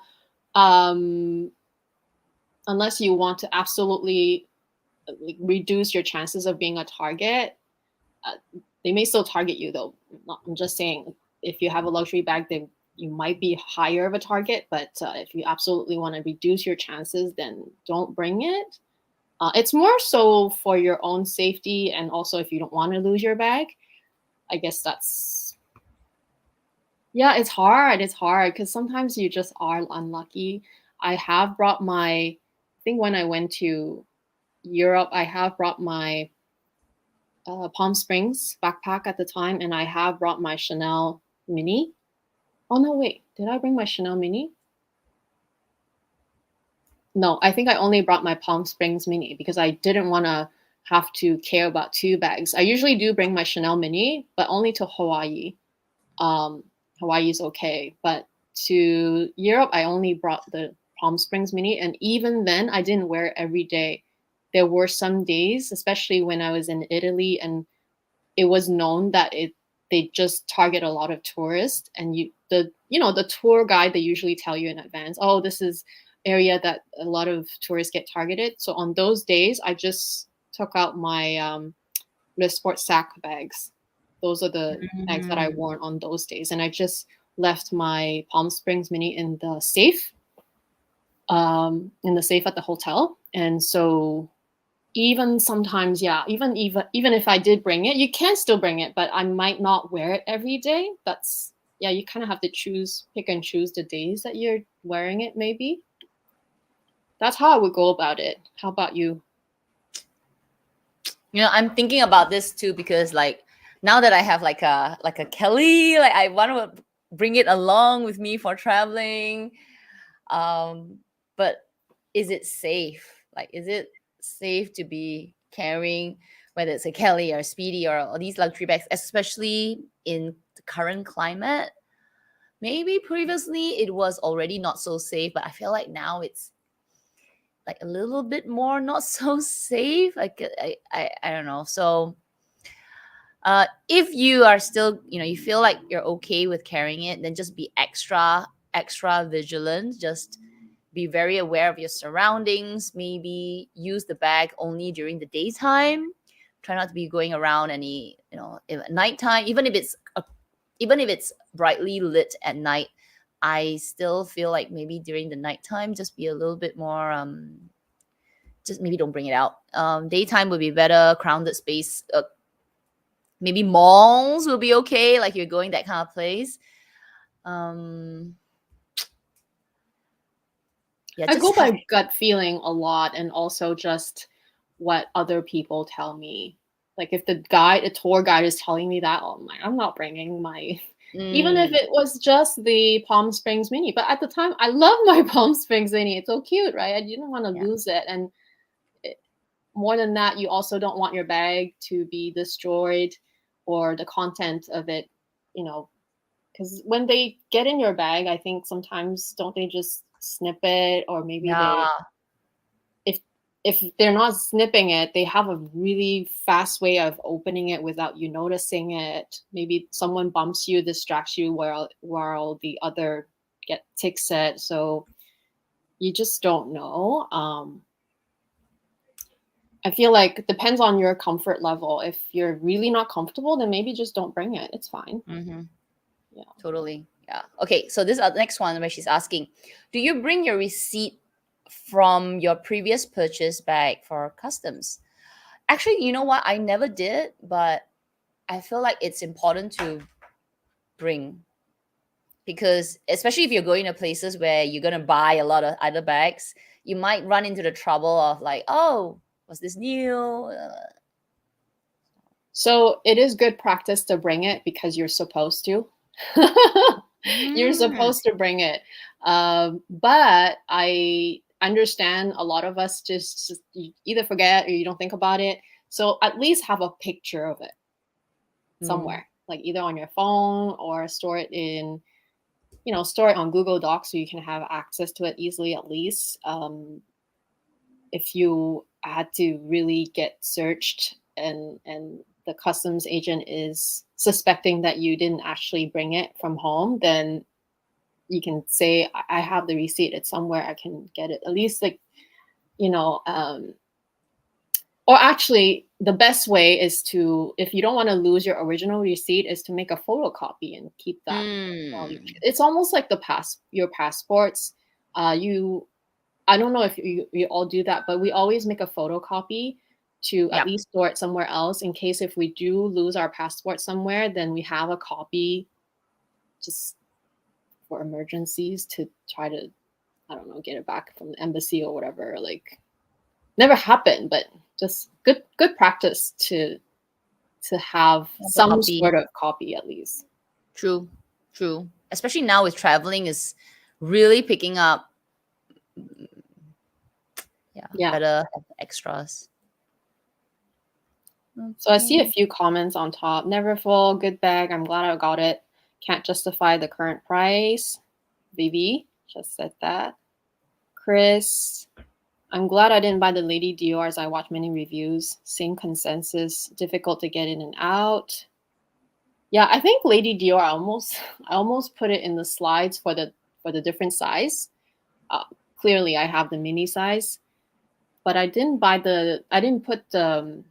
I could have put maybe like the medium or the small size in my slides because for me, it's not so much about getting in and out of those size. It's more about the fact that they are so prim and proper. I would really not use them anyway.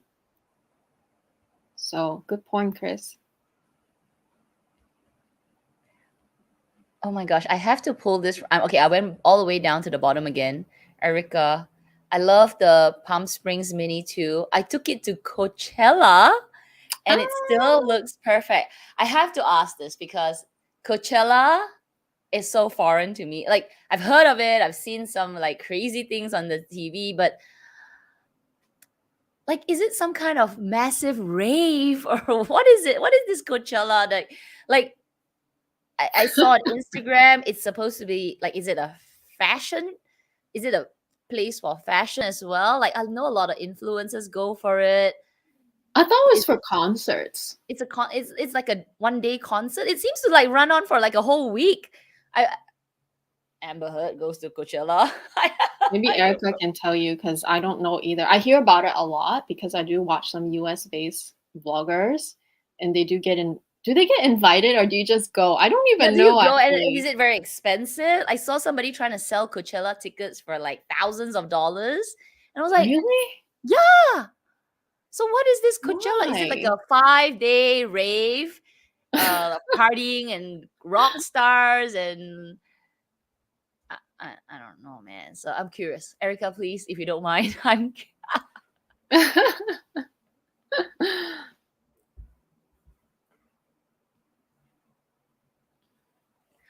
I'm still reading. So I read a lot about the Neverfulls, the Lady Dior.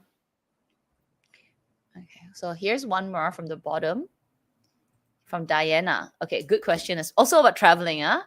I am curious if you bring the little tool to open the Cartier Love bangle during travel if need to.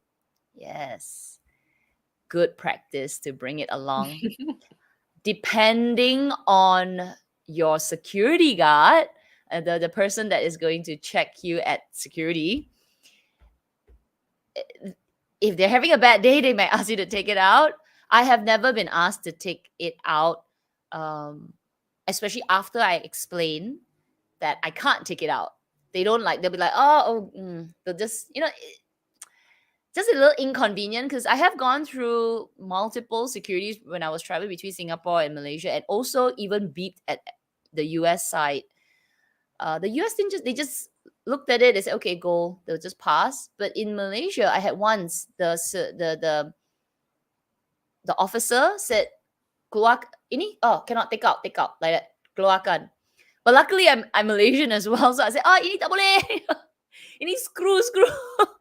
And she looked at it, she was like, oh, then they took a device and they just scanned and they just went through. So I would say good practice to bring it along, because you never know, right? They could be having a bad day, they don't like they don't like your face, they just feel like you have to take it off, and it just could delay your check-in.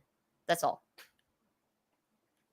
I'm just thinking, because those screwdrivers, these screws, they are pretty, I guess they're not like super small, but you could potentially bring, like, if you don't want to lose your Cartier one, right? If that's what you're thinking about, you can bring maybe like those for sunglasses, can't you? I know they're smaller, but it would still open, right? Would it still? Maybe no. Just bring it. Just bring it. I think bring it, and probably could be maybe other screwdrivers would work. But are we allowed to bring screwdrivers? Exactly, that's my next question. I'm like, if you do bring it, are they gonna maybe confiscate it because they think it's a weapon? But okay, so if you want to bring it, you should bring the original because it's so tiny. It's like this. Well, that's the sunglasses one. They are pretty tiny too. Like, I'm talking about these ones. These ones, you can unscrew it, and it has two little. I think they would work. Pretty sure they would. I'm gonna open it and try it online right now. So these are for sunglasses and glasses, right? It's to adjust the hinge to make it tighter sometimes. Yeah, I think it would work. It's like size. It might.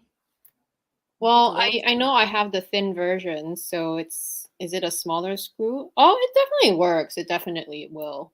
On mine anyway, it does.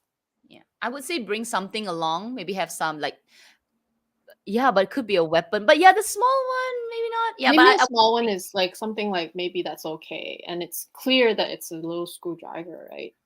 Like it's actually a keychain with the two sides.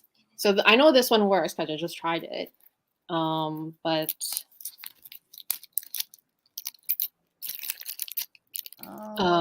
if you don't have a screwdriver, one time I did use my nail to open it. It will screw up your nail, but it does open because I do have pretty strong nails. And as long as your nail can fit in it'll take a little bit of time, but I guess that works. It will screw up your nail for sure, but you can use your nail to open it if you do it long enough. Yeah, that's possible. I do use my nail sometimes when the screw just moves a little bit. I'll be like, my nails are not that strong, but it does does work. Okay. Yeah, so if you ever get stuck, you can maybe you're like, oh, maybe I can try my nails. At least try that first before they try to break apart. Honestly, it's not that they won't let you go through, but they could say, oh, I'm sorry, can you step aside? And if you're rushing for the plane or you're delaying the people, like a long line. And I know at the US check-in, especially security check, oh my gosh, the lines can be so long. And plus now with so many people traveling, these officers, they're flustered. They're like, oh, get everybody. And you got this girl like, dee, dee, dee. Because of the dang bracelet, they might just say, excuse me, can you step aside and take out your, no, oh my gosh. Yeah. So I see a comment, I'm still more on top. So this was sort of related to one of the questions that you guys had. So Chris said that her husband was pickpocketed. They were at Arc de Triomphe and he carried a bum bag and got pickpocketed because they're so fast. So that's the thing. If they do target you and they distract you and you gotta be so, you gotta be so unlucky, first of all, and also you gotta be a bit distracted, and then they can easily. So if you just want to not risk the chance, or at least lower that chance as much as possible, then don't bring. Maybe don't bring. We did a live. We Did did a live on this luxury, like traveling with luxury. Maybe you can link that later because we talked about a lot of the tips, and you guys can go and watch that back. But I can't recall if I shared that story about my dad getting pickpocketed in Paris. Did I? I forget. We did so many lives. Yeah. I Okay. have Anyway, to. I'll I'm just like, we quickly did talk have about it. live that was about traveling. I thought it was Yeah, about we did. We safety, talked but about safety while traveling. We had one, so if you can find it. okay. Yeah. So my dad got pickpocketed in Paris. And this is also a tip for all of you, especially for the like your husbands or your partner. When you're up when you're going, he got pickpocketed at the top of the escalator. So we're going up, it was in the subway. So it's up like this. My dad was at the top of the escalator. So we're all like single file. My dad, then maybe a 2 or 3 steps below him was my brother. Then I was like all the way down, and my mom and me. So we're like, not side by side. So what happened was it was a long escalator going up, right? Almost at the top, like maybe three escalators reaching the top. This guy was walking on, I think this side, or I can't remember, this side or this side. He was walking, and right at the top, he bumped my dad at the back. As if he was rushing, like people are walking up, on one side, they're like, and he bumped my dad at the top of the escalator and fell over my dad. So my dad fell down, he fell over my dad, and you're stumbling, it's so dangerous, right? Because the escalator keeps moving, and he's like, oh, no, no, picks my dad up, and my dad's like, oh, because you almost fell at the top of the escalator. My dad's like, oh, okay, sorry. Oh, thank you. And the guy like said something to him and walks off. And obviously, I'm like, oh, crap, Papa fell down. And my brother was like, walking up and said, my brother's like, are you okay?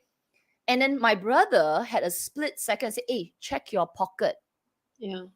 And my dad taps his butt, where guys normally put the wallet at the bum, and it's locked and it's gone. Oh, So damn. I was like, oh shit. And we chased after that guy, obviously. Less than, about 20, 30 meters, another person, because they always work in pairs. Now that we think back on it, the other person work in pairs. And the guy said, he said something, I can't recall if the guy passed my dad his wallet, and he said, oh, he ran this way. So we ran that way, but obviously when we ran the other way, the guy's not there. But we did get the wallet back. There's no more cash. All the cash was gone from the wallet. So it happened so fast. And it was at the most unexpected place. Escalator at the top. And the distraction was the stumbling, the helping you. They kind of distract you with touching your other parts of your body. yeah. Like, oh, I'm going to help you come up. But their hand was like, dang, dang, dang, into the wallet, into the pocket. So yeah, thank God nothing happened. Like my father didn't have we were younger then. It was quite a while ago, 10 years ago. My dad, man, if it happened to my dad today, he would probably be hurt because he fell over. But then it was okay, shocked. So yeah, just be careful. These are the little things that you don't think of. So what's the advice on that? Firstly, don't put your wallet in your butt. Guys like to do that. They like to put it at the back. Always put it at your chest or something. And I think keep close to each other. Our mistake was we wanted to be, light. Oh, okay. We got on the escalator, stay on one side, and we were like a couple of steps, but I think we should have been closer to each other. So little things like that, lah. Yeah, it ruins the trip too, right? Because something. I mean, yes, luckily nobody got hurt, but it's still.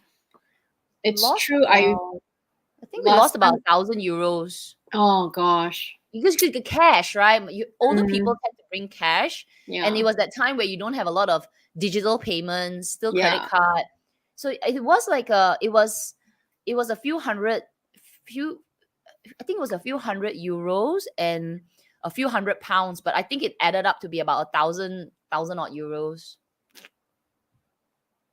Yeah, that's too bad. I do think that we would have had many close calls during our trip to Europe as well. But like you said, because at the time I traveled with my husband, my brother, and my sister-in-law. So the four of us, we were hyper vigilant. Like we were Mm. always watching each other's back. And the few close calls that we felt, like we just felt like there was someone kind of fishy that was maybe trying to get close. And then when we noticed that, we could just kind of just all got together and like kind of just made them aware that, hey, like, don't you even try, right? Just kind of all got, yeah, it's just all body language. You didn't really need to say anything. And they just see that, oh, you're all together. Like I couldn't even, um, but I could only imagine if we were frantic, we were running around late or something, and if someone did push one person, like in your dad's situation, then it would have been easily distracted for sure. I don't know if you would still be so vigilant at that time because you would just be worried about that person getting hurt, Exactly. right? Yeah. So, yeah, when I go traveling, I become this annoying wife to my husband. I'm like, check your pocket. Put it here. I'm constantly on. I feel like High I'm alert. constantly on high alert because, and it does make the trip a little bit more like, because you're not 100% relaxed. Yeah, But but at the it's same time, I'm constantly like checking my pocket. okay. I'm constantly like, checking my inner pocket. Yeah, I'm holding my bag, and yeah. when I'm walking, I'm like, so Well, we annoying. are always like that. That's what I meant by like hyper vigilant. We're always kind of just making sure we are fine, and also like watching each other's back. Plus, we were so like we were more than prepared. We bought those like the travel bags that are super flat. You can hide underneath your clothes.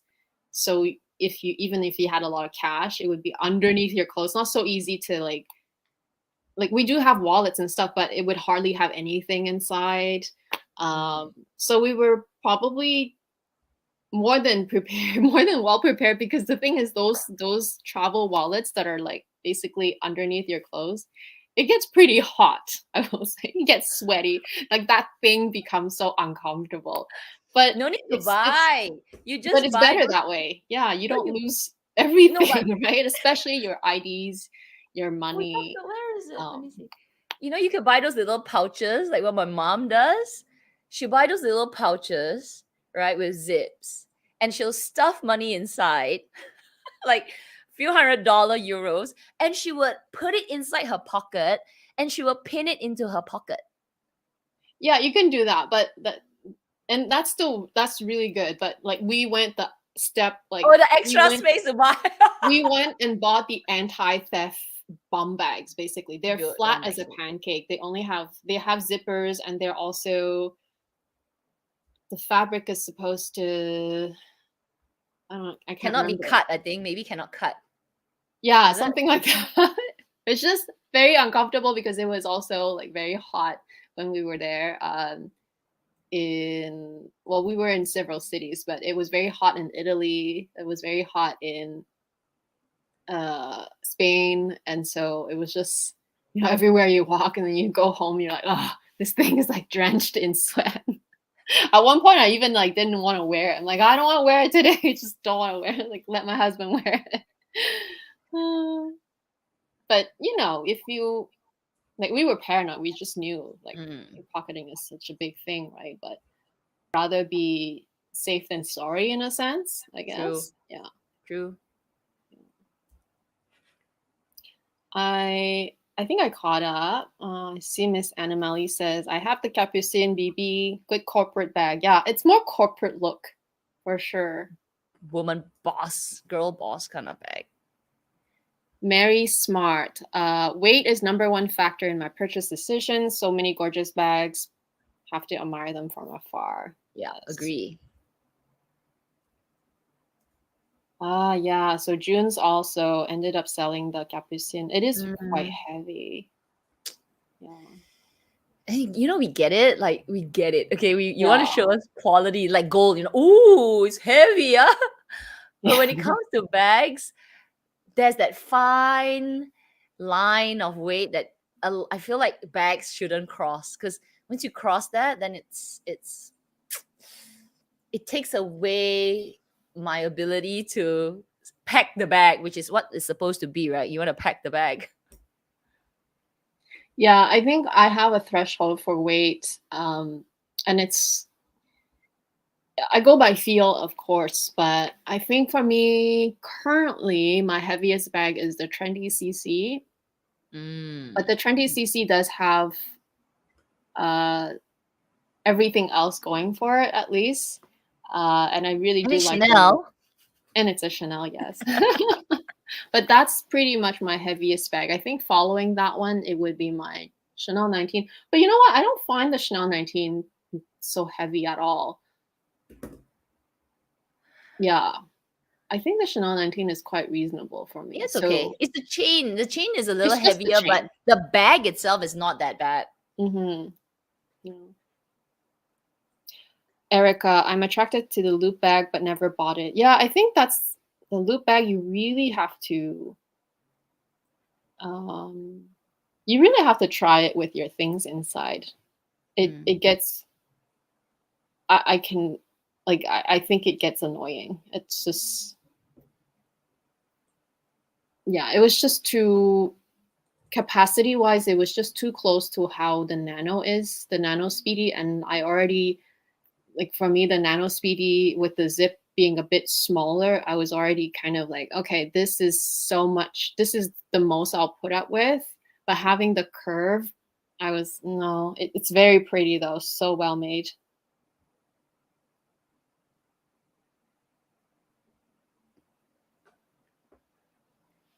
If you've caught up, there are a couple of questions right at the bottom. Okay. Right at the bottom? Oh, okay, I'm not at the bottom yet. I like this comment from listens to the voices of humans. That's why I have a wallet, chain wallet. Then again, I was born in the New York City. So you know we trust nobody. Oh. Oh, well, being in Malaysia as well, I trust I'm like, I think my training in Malaysia, I'm constantly like, who's gonna snatch thief me now? It's like a ghetto. I don't think I'm quite at the bottom, but I did catch up a bit. There's one question from Nadine, which I have no answers to. What happens to commissions when you return? The SA get mad and hold against you for the next purchase? I have no idea. No idea. I think they don't get the commission because commissions don't come.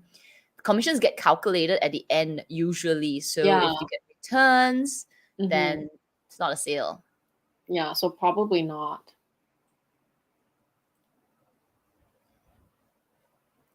Let me pull it then here, right at the bottom.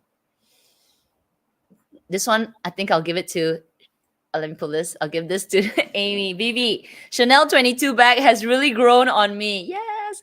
But I'm still worried this bag will include in this kind. I'm kind of glad I didn't buy it in 5 years' time. Thoughts? Ah, okay. Vivi, I'm kind of on the same train of thought. I really just am kind of liking it a lot. Just too bad I haven't had the chance to try one on. The closest to one that I've been to is there was one day I dropped by my store, but it wasn't on a day that no, it was a day that my SA was working, but I didn't tell her I was coming. I just dropped by, but she was on her break. And so I didn't see her. And there was one Chanel 22 bag that was on the mannequin. But because it was on the mannequin and it was like kind of clipped under the shoulder of the mannequin, I didn't want to disturb anyone. And I didn't also want to take it out and try it on myself. You know, like you just don't do that, especially because you're local frequent client. You just don't make a mess and and just, you know, make yourself look bad. So I just saw it. I saw it on the mannequin and I touched it a little bit just to feel the texture, the chain. I kind of peeked inside, but I didn't really take it off and then try it on. I wish I could have. If my essay was there, I would have asked her to do that. So based on just that first impression, it was in pink. It was in pink. I believe it was a small size because it didn't look too big.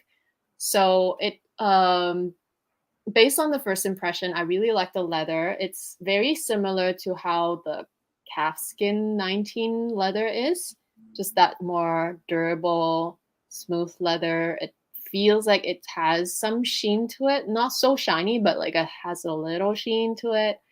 I like the letters in front, the hardware leather. I like that the inside is quilted. It feels nice. Like it's a slightly padded with quilting inside. I like the chain. I like the medallion. Overall, I like the look a lot. I am very, very, very attracted and kind of interested in it. But like you, I am maybe slightly worried about, first of all, the weight. I just couldn't tell if it was going to bother me because I knew it was a larger bag. And as you all know, with larger bags, it can fill quite a few things in. I didn't know if that was going to be an issue because unlike the 19, with the 19, you can hold it, handheld it. It doesn't feel, you don't feel the weight. On the shoulder, however, you feel all the weight. And so that was my number one concern. Number two is it's slightly pricey. I mean, it's really pricey. It's not so expensive yet, I guess, because it's still very new. It will only get worse. So it's sort of at that price where it's still okay to buy if you really, really loved it. But I wasn't sure if I loved it. So I kind of left it at that. And I don't know how it will, if it will stay relevant, if it will still be popular, if it will hold its value, like all those things, I just have no idea. Because those things are important too. They're less important than me liking the bag, because I do like the bag, but I just, you just don't know those things. So it's probably hard to answer within the 5-year time window, are you still gonna love it? It's so hard to tell. I don't know. Just have no idea. I asked 2 essays so far what they thought about it. Oh, okay. What did they think about it? So my own essay thinks that it's just too big and just wasn't like, she wasn't like selling it to me, basically. My old essay, the essay that just left. And the new essay that I asked, he said he was not a fan of the bag. And but that was it. And then he did say, but I will reserve, like he will reserve his judgment for like how they will evolve the bag over time, like whether they will do other textures, and does the leather, is it going to change over time? Are they going to maybe do other, how the 19 did it in lambskin, then they did it in goat skin, then they did it in calf skin, and of course they did it in tweed and denim. So there's all kinds of different textures, and it's there's always something for someone. And personally, I just like the version that I have, which is their original lambskin. I think originally they had lambskin and goat skin, and it just depended on the size, maybe the season. Depended on the season. Some season was goat skin, some season was lambskin, and then eventually they also added calf skin. So it just maybe depended on. I think his feedback was that he wants to see how they're gonna evolve it from the material standpoint. And who knows, maybe they'll make more sizes, because you know how Chanel does it all the time, right? If it's popular, if it's a bag that a lot of people like, they might try to come up with a different size, and in between size. Who knows, maybe they'll make a mini size. That's all possible. Yeah. I'm not sure about the 19. I mean, I know I make fun of it, but maybe it will grow on me. I find the price definitely throws me off a little bit, because the bag's so simple. It's like a drawstring bag, but not a drawstring bag. Well, okay, the Neverfull is simple. I know True, you but it don't like doesn't the cost. Never either, but It doesn't cost like a Chanel 22 true, though. true, true, true. Right? I could, yeah, simple. Yeah, okay, expensive, but but Chanel 22 started off at like what, 5,000? I can't. No, six Six, yeah, something six because something. plus tax. Actually, almost 7,000 because the small size is 6'3". I think it's 6'3" times tax is, oh, it's over 7,000. Never There mind, you it's go. 7,000. Yeah, I think it was, yeah. Okay, I'm confused with another bag, but yeah, it was expensive. I remember being like, what? No. Oh yeah, Yeah, I it remember in starts at ringgit, 7. 2,000. Yeah, okay, yeah, 7,000. So no, no. Yeah, I Sorry. If think the any of you price have is this bag, definitely. Well, we are talking Chanel though, right? We are talking Chanel, and they are what they are. The prices now, they are what they are. So it's sort of like you just you're just so used to seeing these crazy prices, which is why I said it's still the most reasonable because it is. It will only get worse, right? It will only get yeah, higher and it's higher. because it's the new Yeah, introductory price. yeah. Oh my It's at this goodness. point where if it starts at a 6 before tax, you think, oh, it's okay. Because if you think about the mini, it's already in the high fives.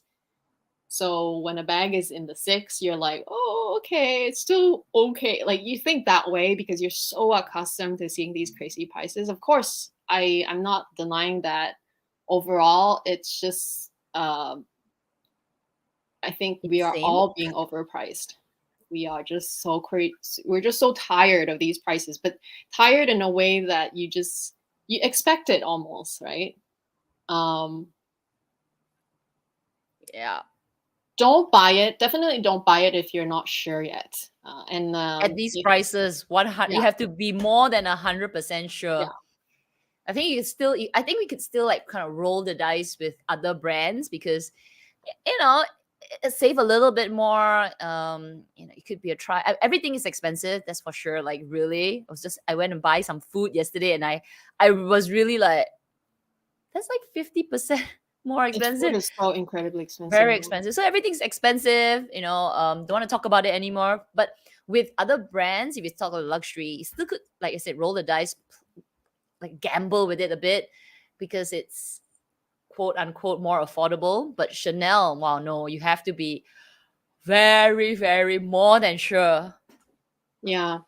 I just realized we are over the 2 hour, Ah, yes. but I'll try to see what other questions that we can answer maybe.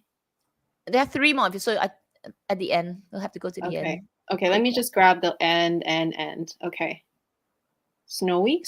Okay. Yep. What would you recommend for a double strap shoulder bag?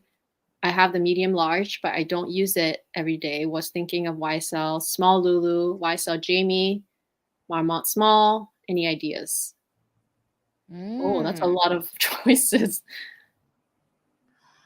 I think you have more experience with all these bags. I think okay, so at the moment, I think because you're asking me like right now, I'm into a more softer, slouchy kind of feel right now. Like if you asked me this question like 3-4 years ago, I would say I want structured bags. So my mindset is more on this softer look and feel. So I kind of like the YSL, the look of the YSL Nikki bag. I think it's very everyday. My only issue with those bags with YSL is the magnet is very very strong.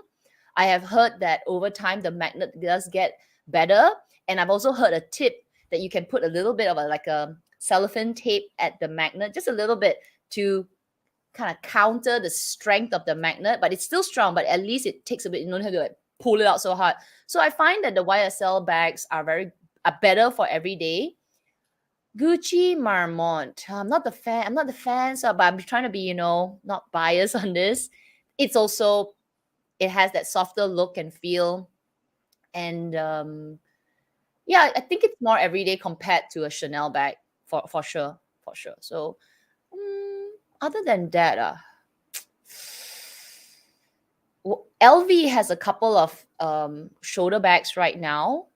double strap. I can't recall the name. The one that looks a little okay. While you look for the next question, I'll just quickly look Sure. at that bag. So I'm just going from the bottom, and then I see 2 more questions. Do you guys have experience with Python leather? I was thinking of purchasing a Fendi baguette, but not sure. What's your opinion? So I have one Coco handle that has the handle part in Python. I think it's Python anyway. I know it's a snake skin. So I don't think it's the best leather if it's on a bag, like a whole bag.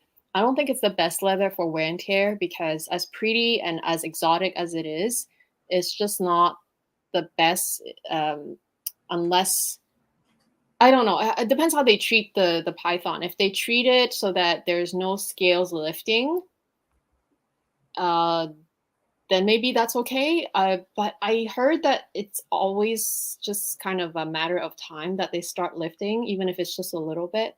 And once it's lifted and maybe flaked off, you can't really fix it. I mean, you can fix it by just maybe glue it back if it hasn't completely detached, or you I don't know, just color it or camouflage it somehow. So it's not the most practical everyday bag, right? So that's what I would say. And then the one last question. The wave. These okay, yes. These are pretty nice as well. Sorry. You just look at the new wave chain bag. So they're double chain as well. They're quite nice. And I believe this is turn lock. So you don't have to fiddle around with the magnet. And, it's kind of like the Gucci Marmont version, but not the Gucci Marmont. So anyway, yeah. Actually, I quite like the wave. I think it's not bad. This one, I feel like the way it really looks like it's nice. It's nice. It's nice. Yeah, I like the wave. I also like the YSL Lulu. I tried it. I tried the Lulu small. I quite liked it. It was sort of it kind of reminded me of the Chanel mini at the time when I tried it. Okay, from CC, I still regret not buying a pre-loved pink mini square caviar 20 series pristine condition because of the price. Would love to hear your ladies' opinions, how much it is worth today. How much it's worth today. Okay. How much is worth today? What is it retailing at now? That's how much is worth today. Well, that's the problem because it's not sold in the retail store anymore in caviar anyway. So whatever the mini in the retail store right now is in lambskin, it will retail for more than that because you can't buy it, right? And so it's hard to tell because it's pink. So because it's pink, granted it is in pristine condition, it will help with in pristine condition, but because it's pink, it will not likely be the highest resale unless it's like a unicorn pink, then maybe that's different. Depends on the shade of pink too, because pink bags are very tricky. They sometimes can sell really well, but they also can sometimes be just kind of average. So you gotta just think to yourself how much you love that pink shade, right? Because if it's pristine condition, that's great, awesome. Caviar, awesome. Just think about the pink color and are you willing to fork that money for that pink? And a good way to find generally how much they are, I know it's not the true indication of how much they are, but just go on Fashion File to get an idea. Look up caviar minis. Just get an idea of how much they are selling right now.